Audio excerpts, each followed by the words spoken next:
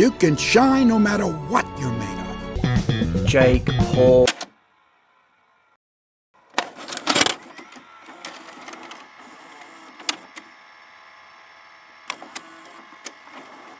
But we aren't done yet. We have been through the darkest possible parts of selling out, both of them peddling merch and making them cornerstones of their rhyme schemes. We round out to the Christmas season of 2017. We all do some crazy things for the holidays, but I've never seen a level of shill to the likes of these two.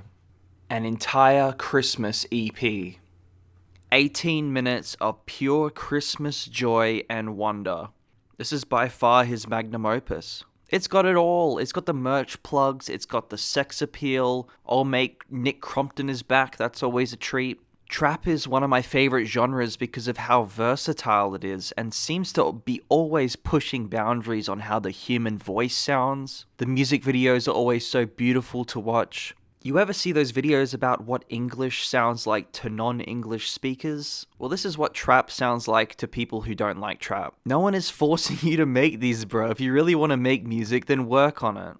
Another one of Logan Paul's keys to success is quality over quantity. Like they both weren't releasing some of the most vapid shit on the whole fucking website. I'm convinced Jake Paul's whole strategy was to prop Logan up and take a percentage of his sales. In a different universe, he's serving 20 years because they found weed in Logan's airplane baggage. I'm convinced that there's some ethereal force at play, like it's very least someone is playing with voodoo because there simply can't be a reason this exists. Like I simply refuse. Alright, we got 6 tracks, let's work our way down. I think this is it. This is rock bottom. The 12 Days of Christmas. Nick Crompton is back, baby. It's the classic Christmas carol, except it's been gentrified and Jake has his worst vocal performance yet. I actually genuinely haven't heard auto-tune at any degree sound this bad, and that's no joke. This is almost outside of art. British 36, Gucci cases, Lamborghinis. The only enjoyment I could get out of this was the reindeer trainer, who has had absolutely enough of it, and I was just looking for her at each run through. She was at the front for the first run, and by the end she's completely gone. But like, I would be pissed off too. There were like 40 people all jumping and shouting. There's a Lamborghini revving its engine. Like, that reindeer would be terrified. Saturation 3 came out 2 days after this, so like, what are we even doing here? Litmas, and no, not the test. They got Slim Jimmy on this? Damn. I thought Slim Jimmy was here because he was in that angsty phase that tried to say that he was the better half of Ray Shremmerd for a little bit. It was weird. But no, Sway was there, hanging out. This one actually made me angry with the rhyme scheme. Like I said, my Christmas is lit. We are already at rhyming dictionary levels. Why can't we just take a seat, slow down? We've already rhymed shit with shit. No, everyone sit down in a circle. We need another it rhyming word. But uh-oh, hard mode. It's a Christmas track. It needs to be fucking Christmas themed. If you can't manage that, then fuck it, throw the whole thing out. You've wasted Slim Jimmy's time. I'm sure he had family plans. Slim's verse was actually not too bad. I love you, Slimmy. Deck the Halls is a weird one because it actually got removed from his channel. This was the one where he was like, oh no, I don't think this one's good enough to release. Jake Paul music. He's gonna give away 10 iPhones if we subscribe. Might be him, actually. I don't know. And fuck, this one was really tough. Season to be shiny. Bling, bling, bling, bling, blow. Bling, blow, blur. Does he think that rapping is easy, or does he not care? If I had 20 million eyes on my work, I would maybe care just a little bit. This proves he has at least some quality control. I feel like I'm just replaying the same song over and over. Like, yes, we get it. Mrs. Claus is a freak, and you like to call your car a sleigh, and you got coal in your stocking. Just entertain me. Fuck. Shopping. Got my Whatever. I just nothing. It's vapid. Fan joy to the world. I'm not anti-capitalist by any means, but even this would make a CEO blush. Fan joy to the world. My merch has come. Fanjoy.co / Jake Paul. Get it while you can before I sell it all. We are at the point of spelling out URLs in our songs to sell merch, and the chorus being, buy that merch, buy that merch, Link in the description. If you see no one repping that merch, then murder them in the middle of the fucking street because they're not worthy of being part of the Paul regime. The lyrics are so basic that we don't even have a bridge, but we have a refrain, into a pre-chorus, into a chorus. We have a total of 8 unique bars of lyrics throughout the 2 minutes 17 seconds of the song. The beat is repeated like 3 times as well with these awkward resets. This is like, it's the weakest snare drums I've ever heard. It's actually unbelievable. Jingle Pauls. Jake Paul merch on my list, bro. 15% off code. Hit that link in bio. The only song without a video. Everywhere the song is posted, there is a feature of Logan Paul, which I thought was a mistake, but I guess they were still feuding over the holiday season, so surprise, it's just Jake Paul. Logan made sure to confirm it wasn't him. Don't worry, that's my fault for not cross-referencing, I guess. I fell off my chair in this one and broke my fan, so I was a little distracted. I don't think I missed too much there. And we culminate with Christmas Day, bro. The climax of our EP. It's Christmas Day, bro. Like, it's the same beat as Everyday, bro, and they borrow from it a lot. Nick Crompton is back, thank God. He capitalizes on the one thing that he will ever be remembered for. London is my country. He did it! Jerry Perp Drank is here, whoever that is. I love when they can't think of a proper career for some of these social media stars, so they put really vague terms like television director. Yeah, alright. He was actually pretty good. I don't know much to say. He could probably pivot into some music if he wanted to. Maybe. I'm probably not in the right state of mind to make any claims like that. It's Christmas Day, bro. It's Christmas Day, bro. It's Christmas Day. Oh God. I love how everyone is coming out of Team 10 acts like it was a horror house full of lies and deceit. Not like they pocketed thousands of dollars and have maintained substantial careers based of that exposure. I guess being a victim is the type of person that you need to make it in LA. Whoa, wait a second. That one's not okay. I don't know. Everyone's awful. I'm awful. You're probably awful too. I can talk about the music videos, how every single one follows the same structure of drone shot in, house exterior, house interior, car, woman, house exterior, drone shot out. Ew. Was that a day for night? Ew. What the fuck was that? That's disgusting. I can talk about the lyrics, but like, Jake keeps trying to make Quavo work. But I've been bad and bullshit, come me Quavo. Diamond ring, say my name, take my last one, Quavo. You should take your mask off, we should take our pants off, we should He didn't make... Like, I would only be doing that for my benefit at this point. We are at a stage where we aren't watching music videos for the music or the video.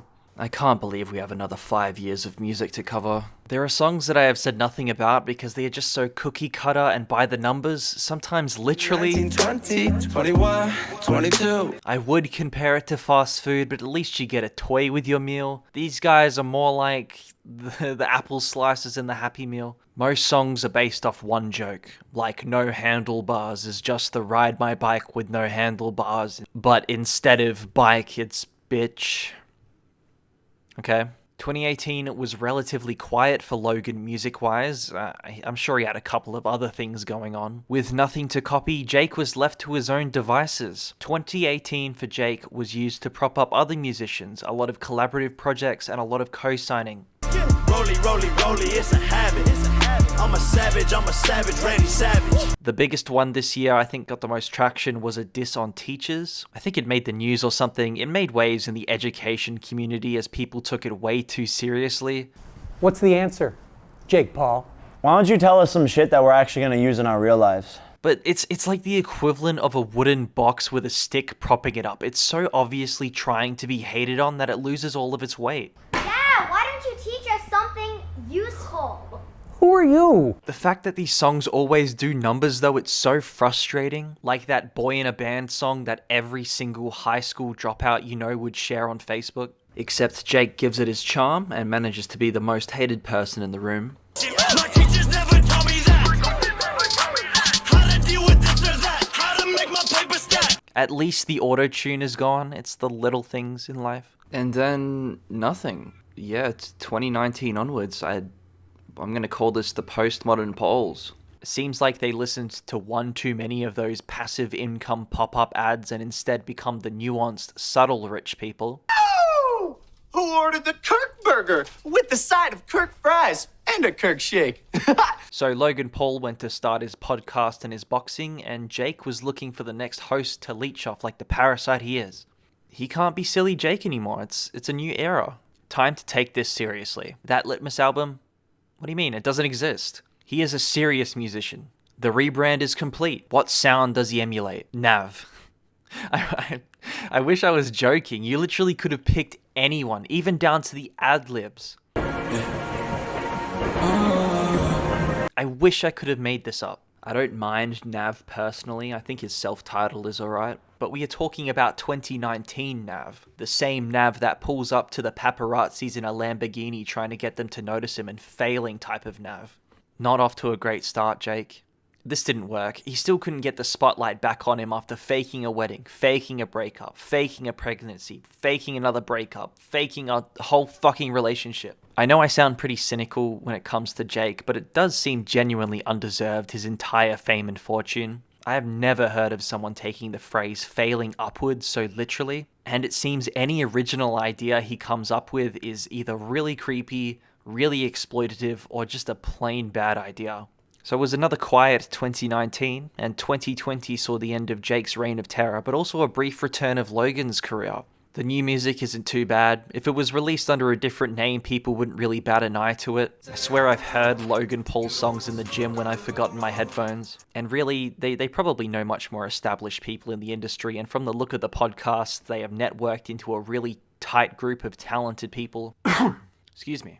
And yeah, it's like fucking Bizarro World. When you bring up Jake Paul now, you always hear, oh man, I used to hate him, but now he's alright. They seem to have settled comfortably in their new roles doing whatever. I don't really follow boxing, but my friends that do say that they both actually are pretty good. They have gone from a type of content that I don't like to another type of content that I don't like. I really wasn't destined to be a low gangster, and we are left with this digital footprint that is just all over the place.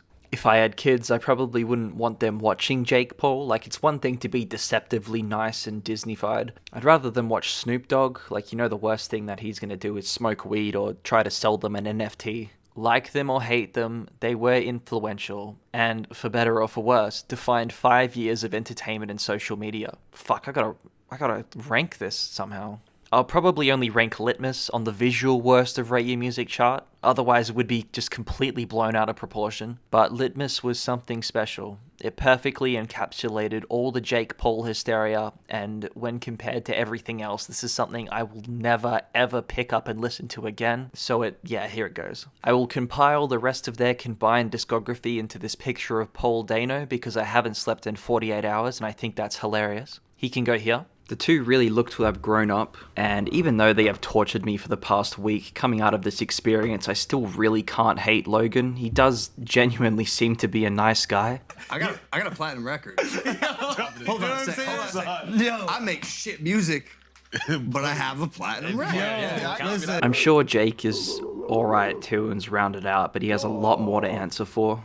I think there are worse YouTube musicians out there, but what's weird to me is how universally well received these songs are on YouTube. Doing my research, a lot of people were actually returning to the songs years later and expressing their nostalgic fondness for them. It really was a sensation. On their respective channels, it's like a weird anomaly where Everyday Bro is an outlier, a stain on their perfect YouTube record. I have a feeling history will repeat itself with some of the more outlandish TikTok stars, but for now the paradigm is still lip-syncing to already popular songs, so we still have some time. Let's not leave on a negative note. I'll recommend some good YouTuber music that I think is worth a listen. Nakey Jakey finally released his debut, Rom-Com, earlier in November. The songs Pine Barrens into Reeboks or the Nikes is this double whammy of soul-crushing inner thought. Put it on when you want to go for a run and act like you're soaring above the trees. The YouTuber Pilot Red Sun has a lovely, playful album if you were looking for something a little more out there, Achievement. It has the same wonky feel as like a Bill Wirtz song, just a really quirky instrumental project. My favorite example to bring up on YouTubers' music is Justin Kuritsky's, probably the only example I know of comedy pop that still makes me laugh like 5 years later. We're talking about Songs About My Wife, and if Justin Kuritsky's isn't familiar to you, it's the guy who did the Potion Seller video and my personal favorite In a Perfect World. Would not exist. But this is not a perfect world. And I hate to admit this, but go give the 2020 catalogue of the polls a listen. You might be surprised. It won't blow you away, but when the bar is that low, it was a really soft landing to what I was expecting. This will definitely not be the last time we will be visiting YouTuber music. The well is very deep. But until then, I'll be playing Barbie Explorer for the PlayStation 1.